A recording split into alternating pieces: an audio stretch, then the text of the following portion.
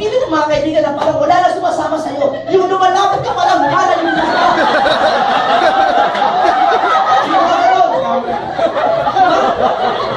Pag may nakita ka ulit, isipin mo lang parating pamilya mo. Anong pamilya ka? Kung paano sila natutulog? Komportable ba sila o hindi?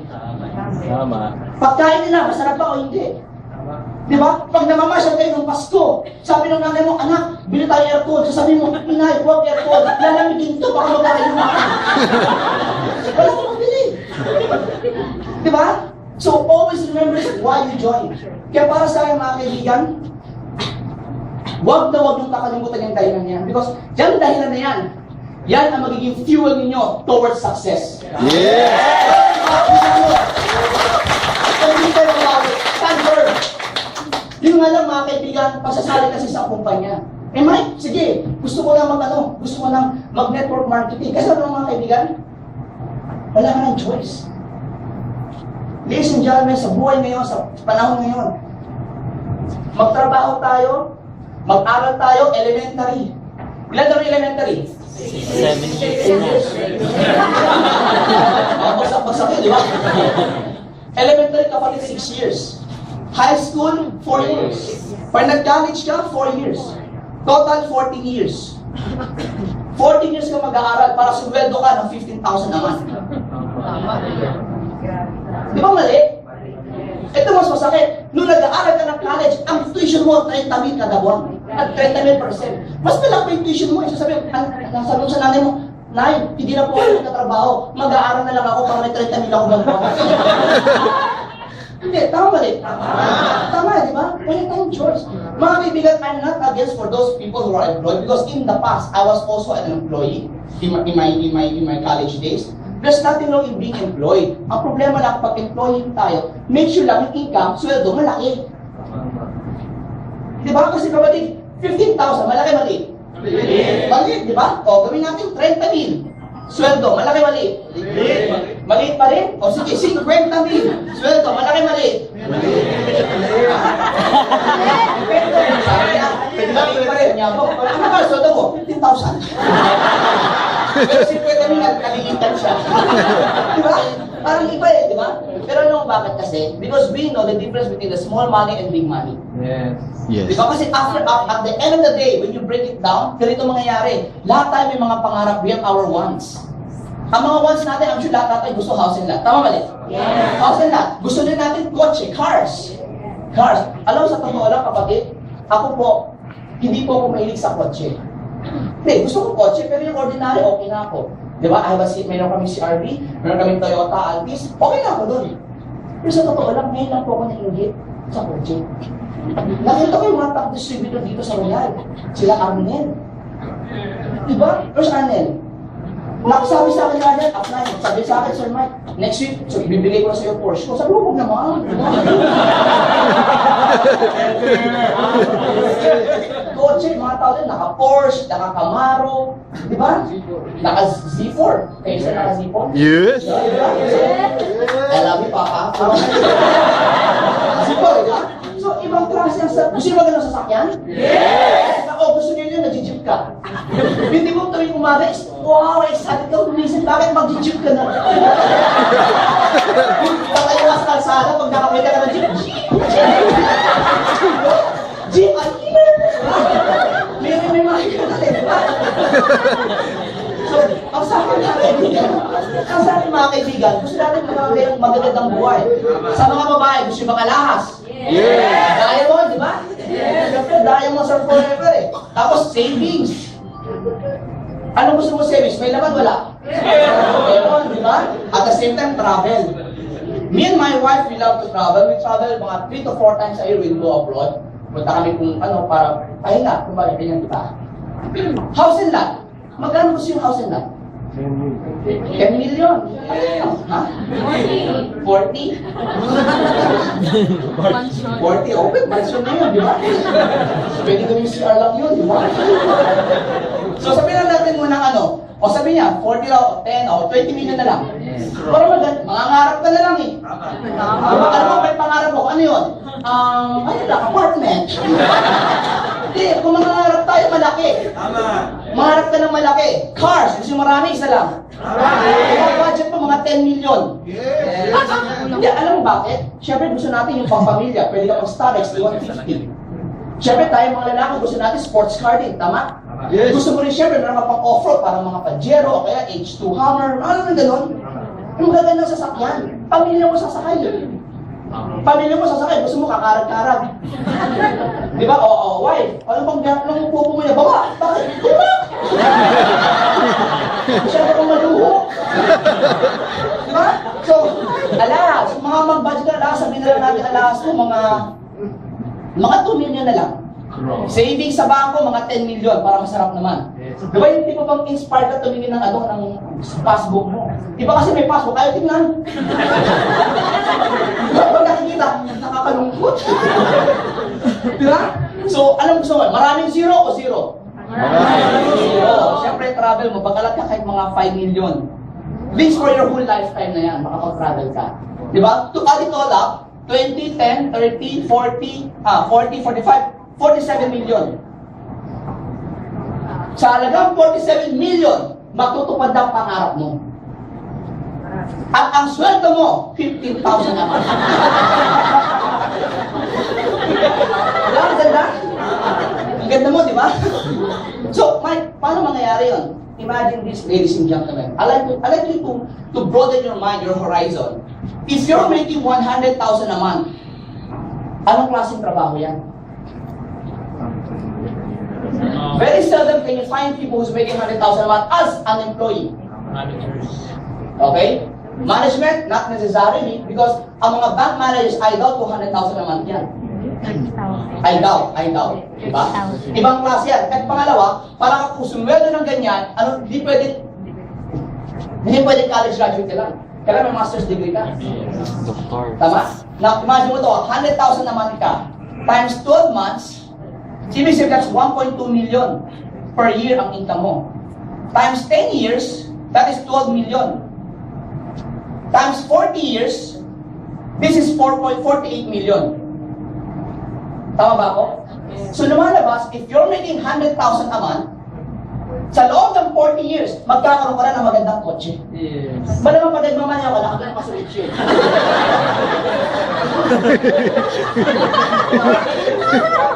Malamang windshield mo may grado. Malamang yung windshield natin nun, may grado na rin yun, di ba? So, okay lang sana yun. Kaya lang, but you will enjoy this at the age of 60 years old. Provided you have 100,000 a month savings. Kasi savings to. Kasi this is what you want. Iba pa yung needs mo. What are your needs? Our needs, food, clothing, shelter. Di ba? Ano ba? Education. Alam nga nang sumasweldo ka, hindi ka nakakain. Ba't hindi ka kumakain? Kasi may pangarap akong kotse. Di ba? Malamang meron kang ulam, anak, buksan mo na yung ulam. Kahit hindi, amoy lang, di ba? Hindi pwede. Kapatid, hindi ko 100,000 is okay if this is your savings. You still have to sustain your needs. Magkaiba yun. So, ibig sabihin, lumalabas nga, is 100,000 enough or not enough? Not enough. Not enough. So, ibig sabihin, mga kaibigan, you should be making at least 150 to 200,000 every month for you to have a good life after 40 years.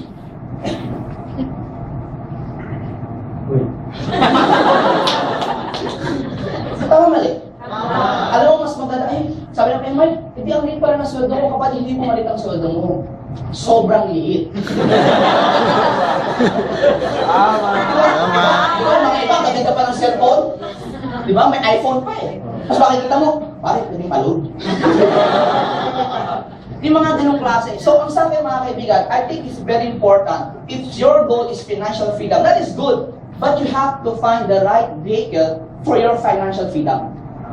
Working for other people with a salary of a very small salary, I don't think it will be very feasible. And that is reality, mga kaibigan. Again, I'm not here to quarrel with you. Again, there's nothing wrong with employment, provided you know your employment will provide your wants. Pero hindi, Mike, mayroon naman akong pag-ibig. What sige pag-ibig ka? Di ba? Pag-ibig, ito masakit kapatid. Yung 20 million ngayon, after 40 years, yung 20 million, maliit na, inflation. Di ba? Tingnan mo. Ang ating sweldo ganito. After 5 years, increase. After 2 years, increase ulit. Ganyan na, di ba? Tama mali? Tama. Tapos, ang pagtaas ng bilihin, ganito. Ang tanong, saan mo kukunin ito?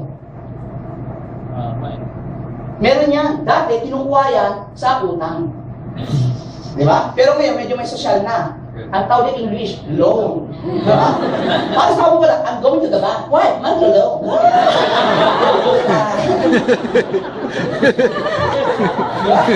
Bisa naman, ganito pa. Credit card. Yun. Ito mas matindi credit card. Bakit matindi yung credit card? Ang credit card, pag hindi ka nakabayad, ang interest niya 3% per month. Tama mali? Tama. Pero pag naglagay ka ng savings sa bangko, wala pang 1% ang interest.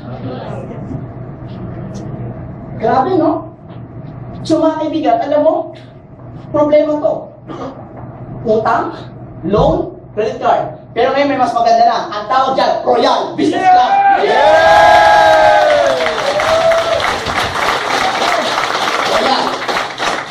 Now, mga kaibigan, now you know why you should do Royal. Tama mali? Alam niyo na, be firm about it for your family. Kaya pag uwi mo sa bahay, nagalit ang nanay mo, nagalit ang tatay mo, kasi late ka na. Bakit ka late? Tay, Royal. Ha? Diba? Royal. Dapat ka naman, kami sawa mo, bakit kayo ka naman? Wife, Royal. Walang Royal. Anong Royal? Royal. Bakit? Alam mo mga kaibigan, bakit mo kailangan ipaglaban yun? Nagkaroon na ba kayo ng kaibigan o nagkaroon ka na ba ng isang girlfriend or boyfriend dati na ayaw ng barkada? Okay na yan, meron wala? Hindi mo ba na pag nakikita ng barkada mo, yung kasintahan, sinusuka nila? Yung ayaw talaga, meron wala? Pero pansinin mo, after ilang months, tinatanggap na rin nila. You know why? Kasi nakita nila na kahit gano'n ka negative, wala silang pakailang, mahal niyo pa rin kasi yung tao. At dahil minahal mo, pinanindigan mo, tinanggap nila. When you do Royal, mga kaibigan, your friends doesn't agree with you. They don't understand you. It's okay. Why? Panindigan mo lang. Bakit? Sasama din yan.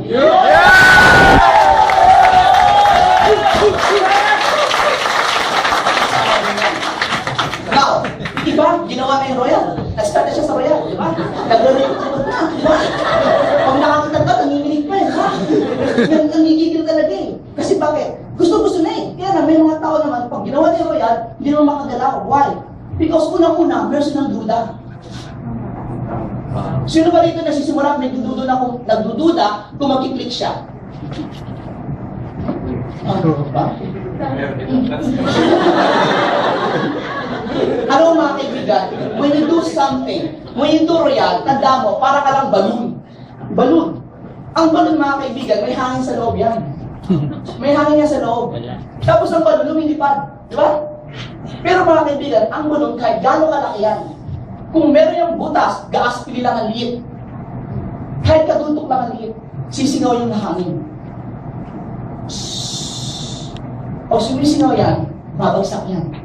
Kahit gano'ng kaliit yan. Mga kaibigan, pag may ginagawa mo itong Royal, kung may duda ka sa sarili mo, may duda ka sa kumpanya, lason niya nakakainin ka. Hindi, naniniwala ako sa Royal!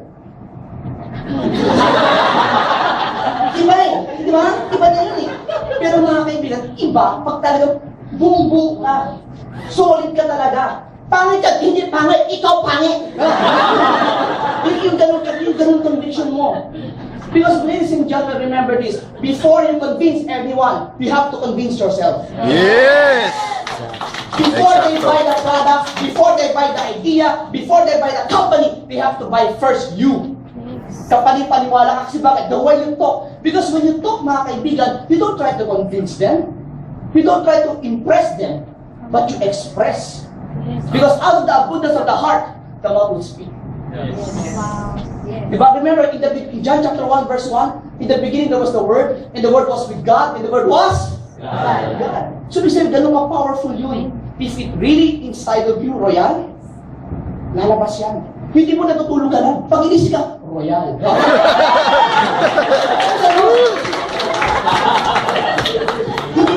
Hindi pwede yung kadula-dula ka. Yung buong-buong ka dapat sa loob. Mga kaibigan, yung doubt, kailangan mawala yan. When me and our president talked last year, December, tapos nag-isip-isip ako nung bakasyon, pinag-usap ulit kami, New Year na. Mga kaibigan, unknowingly, habang nasa Amerika si Pres, I was here in Royal, umatin ako ng seminar. Nakapag-attend ako sa iba sa inyo. And naka-attend ako ng product presentation.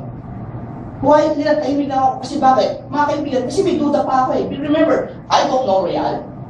Alam ko, nakikita ko siya. I don't know the owner. I don't know the marketing. I don't know anything about Royal.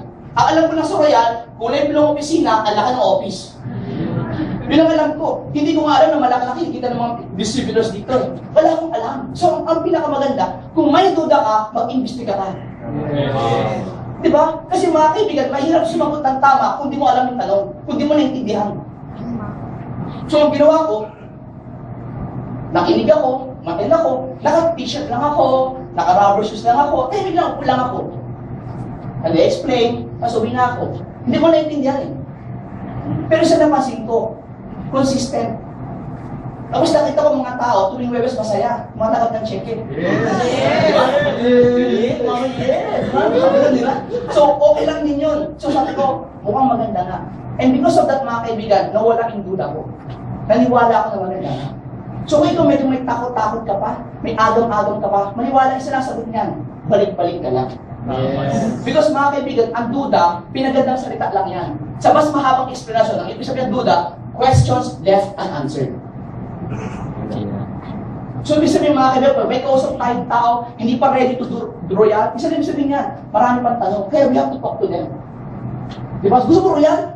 Bakit ayaw mo ha? Diba? Huwag mo away, diba? Important, we talk to them, let them understand. Diba? Para ka naninigaw eh. Pag naninigaw, minsan sabihin mo sa nakita mo, ngayon mo lang nakita ba? Pag nakita mo ba, I love you. Hindi pa niya ako sagutin, di ba? Pero dahil usap-usap pa kami, nakita niya mabait, pala ako, guwapo pa. Oh, di ba? Naon sa Parang hindi ka. So, ibig sabihin mga kaibigan, then tatanggapin niya na ako. Ladies and gentlemen, may mga downlines tayo, may mga nagsisimula pa lang, may duda ba kung mag-click sila o hindi. Let them feel secure in this company. Nagets nyo? Yes. Pangalawa, mga kaibigan, yung feel nila na baka mamaya pag sumali sila, walang sumama. Naramdaman niyo ba yun? Yes! Ako rin ganun yun. Sobrang excited ako doon. Nung June, nagsimula ba ako? Simula ako June, 1996. Ang dami ko ni-recruit. Ilan ang inimbita ko? 88. Marami konti. Ang dami isang buwan. I brought 88 people. It come to a point in one night. I brought 17 people. In one night. Mga barkada ko, rambulan sila dyan, bahala sila dyan, di ba? Tawag ako sa mga kaibigan ko sa iba't ibang mga fraternity, mga tao gama, beta gama, pilihan, di ba? Tawag ako, magrambahala sila, point ko, bahala sila magrambul dyan. Pag nakuha ko presidente, kuha ko buong fraternity. Di ba? Pag natin natin, di ba? So, ganun yun. Ang dami sumama, 88. Alam mo, ilan na sumali? Ang dami din, 2. Dalawa na sumama nun. Alam mo, sobrang desperate na ako nun. Kasi, alam mo sino itong dalawan to? Pero pa nga, ini-Indian ako, dala ko dyan, mga 10. Nakikinig na sila, saan maganda ba yung business? Maganda! Sabi yung barkada ko, sabi ko, yes! Very good na ako! Bago lang kasi ako nun, di ba? Nagsiya lang, di na bumalik. So, anyway. So, here's the best part. Itong dalawang to, alam mo sino to? Kaklase ko ng Kinder 2. Sobrang desperate na ako. Sabi ko, Tess, kamusta ka na? Okay naman. Alam mo, Tess, na-miss kita. Makita tayo saan? Dito sa office ko. Hindi niya alam, nagpunta na siya. So, sumama siya. Mga kaibigan, ito pala, Tess, buti na naniwala. Naganda sa negosyo, sumali. Nagkataon, nagtatrabaho pala siya sa toothpaste factory. Naalipod niya lahat ng empleyado pati ahente. Hindi ko na po sasabihin ko ng toothpaste factory. Basta lahat ng tao doon masaya. Okay?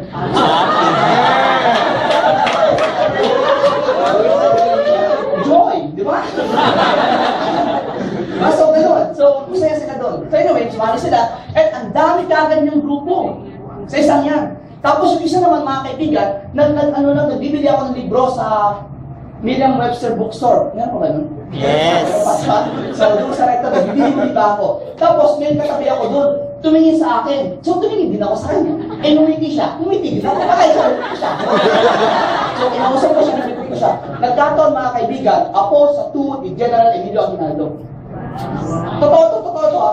Ako sa tuhod ni General Emilio Aguinaldo. Yung angkay niya, ang laki, ang dami nila. Sama-sama dire-diretso. In a small amount of time, pumutok agad ang grupo ko. Yan ang mga kaibigan, bago ko sila nakuha, katakot-takot na rejection inabot ko. Maniwala ka, yung di mo ba magre-record ka, alam mo ba, huwag ka na magsalita. Hindi ba, lumilog na. Yung mga ganun, bro. Hindi ko ba ng mga kaibigan na kunyari kayo, barkada ko, nagkukumpulan kayo, pag lumalapit kayo, naghiwalay kayo, parang Red Sea. Ganun nangyari kapatid. So ako nun, I was very depressed. I came to a point mga kaibigan, barkada ko, dinuro-duro ako, nag-PI pa siya sa akin. Sabi niya, PI ka, wala akong pinagbabala dyan, kalokohan yan, sindikato yan. Ganun. So pumunta ako ng opisina, mangayak-iyak ako nun. Tapos nakita ko, apply ko, ba't ako umiyak? Kasi apply, yung barkada ko, mura ako eh. So nadidepress ka? Oo. Alam mo sabi niya, di ba Mike, pare nung nagsimula ako, inindya mo rin ako? Oo. O, karma lang yan.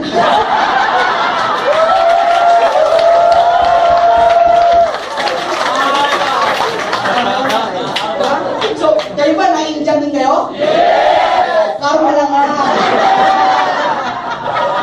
Karma lang yan. So, gano'n nangyari sa amin. No? So, tuloy lang din ako. Mga kaibigan, para sa akin, persistence is the key. You have to be resilient. You have to be resilient. Because in life, mga kaibigan, hindi ka napapasok dito, aha! I will be the top distributor of Royal. Walang ganun. I heard some of the stories that we have here in Royal. Well, mainly si Arnel. I heard Arnel was a former construction worker, di ba? So, do you think habang dati sa construction siya, ano ka ba pare? Nagbubuhat ka ba? Nagbubuhat siya ng hollow block? Yayaman ako. Magkaka-Porsche ko. Hindi naman niya alam yun eh. During those time, wala siyang alam. At malamang pagpasok niya rito, hindi rin niya alam na magkaka-Porsche siya. Nayayaman siya ng ganyan. Hindi niya alam yun. Pero naniwala lang siya. And na-develop din siya. Just like some of you, just like nung katabi mo, made-develop din yun. Tama ba? So huwag kang mahiya mga kaibigan, huwag kang matakot na nauna sila, hindi sila nauna. Nagkataon na kung na lang talaga sila, pero pasunod ka na rin dyan.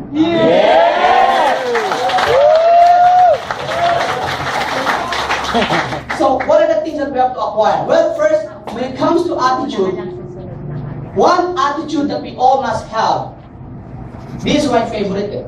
Ano ba ugali? Ang ibig sabihin ng attitude, ugali. Pag-uugali. Well, para sa akin, ang isang importante ugali, kung mag-royal ka, is you have to have a good learning attitude. Tama? Good learning attitude. Paano yan? Kasi hindi pwede papasok ka ng royal na alam mo na lahat. Kasi tandaan mo ito, alam ko na yan, ba't ako atin na 7 yan? Tandaan nyo ito. Ito parati ko sinasabi. Kung alam mo na yan, kung kabisado mo na lahat yan, kung alam mo na lahat, bakit ganyan ka pa din?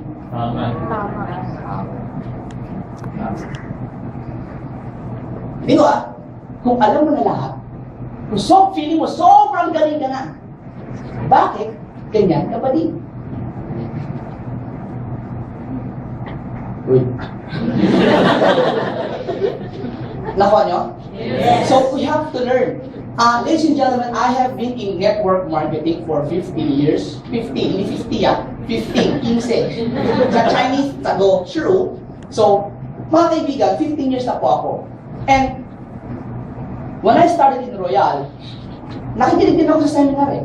I jot down notes. The first, nung una kong pasok dito sa Royal, yung official na, ang first na natin ko talagang speaker is, si was Rocky Espaldon, then second was Jay Ocampo. And then pangatlo si Mr. Elmer Maguntayaw. Tama, no? Maguntayaw, di ba? And they're all good.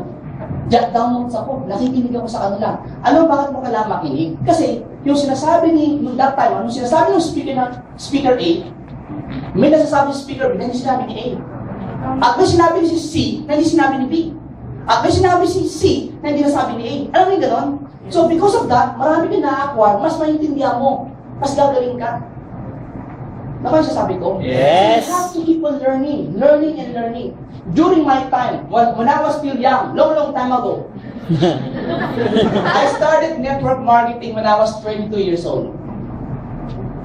I was that time so young, so innocent, so fresh. So, ganun ako nag-start noon. And ngayon, nag-network po ako mga kaibigan sa iba't ibang bansa na rin. Physical na pumunta ako. Nag-network po ako sa Canada, sa Amerika. I went to India. Nag-network po ako sa Singapore, sa Malaysia, Hong Kong, Taiwan. So I've done network marketing in 7 countries physically. Tapos, my network in Singapore, it grew. So ang mga narito ko doon, may Singaporean, may Pinoy, may mga Indian, at may mga European. So nagkaroon po ako sa network sa Belgium, Netherlands, Luxembourg. Then I had a network in Germany. I had a network in Italy, UK, and Spain. Tapos, from there, tumalog siya ng Dubai, na nagkaroon ako ng grupo sa Australia and New Zealand. So, total all in all, I have a network in 17 countries. So, minsan, pag nag-uusap kami, kaya importante sa akin ang internet. Kasi, nag-uusap kami madaling araw sa Pilipinas, tapos tanghali sa akin, alam mo yung gano'n? So, feeling ko, that time, ang galing-galing ko na. Kasi bakit? Ang dami kong kausap. May puti, may itim, may brown, may dilaw, may asul, may red. May nasyonalidad, di ba? And then mga kaibigan, I met our president. So syempre, feeling ko magaling ako, dapat ganun-ganun ako, di ba? Kaya lang, nung na-meet ko si Pres, una ko napansin, kwento na lang to kwento lang to, okay? Okay? So Pres, peace tayo kwento lang to. When I met our president, it was late night, gabi. Kaya sinasabi nila na sa umaga lang daw may opportunity. No. I met Royal at 1 a.m. in the morning. Basically, 12 midnight. Gabi. So, biglaan lang din yun. Napadaan lang siya. Naka-t-shirt lang siya at naka-shorts. So, nung pinakala sa akin siya, oh, our president. Nakita ko. Naka-short, naka-t-shirt. Ano ko pa niya to? Hindi, ganun agad impression ko. Tapos, kaya lang, sabi ko, oh, sige, limit lang naman, kwentuhan kami. And from midnight, alam mo, naghiwalay kami, 5 a.m. So, pero I'm sure normal lang sa inyo yun. Di ba? Kasi I'm sure pagkausap natin si Pres, talagang diretso talaga di ba? Yung timon ba, tulog ka na, gising pa siya. Pagkagising mo, nagsasalita pa siya. So, bakit? You know why? Because the man is full of wisdom. And to think his own, akala ko, nung kausap ko siya, totoo ko akala ko mga 38 or 40 plus na siya. Not because of how he looks, but because ang dami niyang alam, and I was impressed. Maniwala ka, Pres, I was impressed. So, anyway, honestly, I was impressed. So, when he invited me to come and see the office after a few days, I said, yes, okay. Because maganda mukhang, sabi ko, marami siyang alam. Now, ano ibig ko sabihin? During the time when I was still active in network marketing, well, active pa rin naman ako. But during the time na nag-meet kami, I have a mountain. And on that mountain, I was the king of the hill. I was top 1. So, ako siga. Not knowing mga kaibigan, nung na-meet ko si Pres, he was a bigger mountain. And he was on top also. So, for me, to be on top, hindi ako pwedeng tumalon lang. Ano kailangan ko gawin? I have to go down from my mountain and start from the bottom going up. Yes. So, ano po dito? Humility. Mga kaibigan, please, I'd like to share this to you. Hindi lang po sa pera nababase ang karakter ng isang tao. Because no matter how, like me ako na lang, no matter how popular I am, no matter how popular I am, or no matter how rich I am, for example, there was always somebody more popular and more rich, richer than you. Diba? So, ibig sabihin mga kaibigan, when we talk to people, huwag kayong, ay, ano ha? 2 million! Ay, sabi na! No. So, let's talk to them in a sense na, kumbaga, yung 2 million natin, o yung pinikita natin, whatever man, on the side lang yun. Because you will come and join me, not because of what I have, but what I am really am, the total package. Because when you join Royal, it's not just money, it's about character, values, integrity. Yan ang Royal.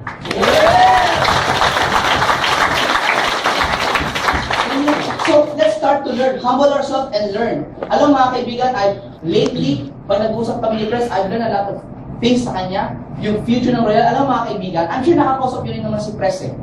Kaya pag nakakausap ko siya, sasabi ko parati sa asawa ko, Lab, umuwi ako ng maaga ngayon.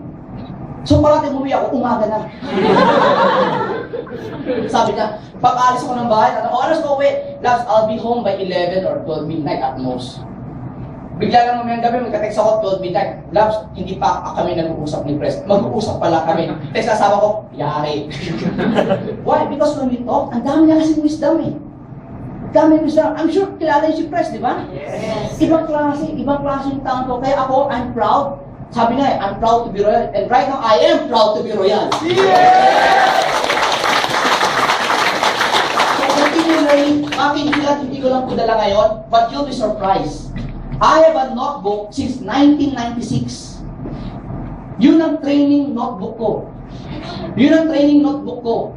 Nandun lahat ng training ko since 1996. Luray-luray na nga eh. Kaya ang ginagawa ko, tinatransfer ko na siya ngayon sa computer. Pero alam bakit? Because every time I need a training, bubuksan ko lang siya. Training about attitude, meron ako. Training how to be a leader, meron ako. How to be a speaker, meron ako. Nandun lahat, kompleto yun. 100 pages. Ang point ko mga kaibigan, through the years na na-acquire ko, here and abroad, nakatago lang yun. Kasi magagamit nyo. And mga kaibigan, if you want to invest on something, invest neck up, not neck down. Because what you have here, hindi mawawala. What you have here, kahit saan, papapakinabangan mo yan. Here and abroad. Tama mali? Invest on learning. But again, mga kaibigan, learning is just knowledge. Wisdom is applied knowledge. So we have to apply what we learn. Okay ba yun, kapatid? Yes. Okay ba kayo? Yes. Diba? Ngayon, you wanna learn. With learning na. Meron na tayo, diba? Ginagawa na natin. Now, I want all of us to make a commitment. Paano sa commitment? CEO? Double M?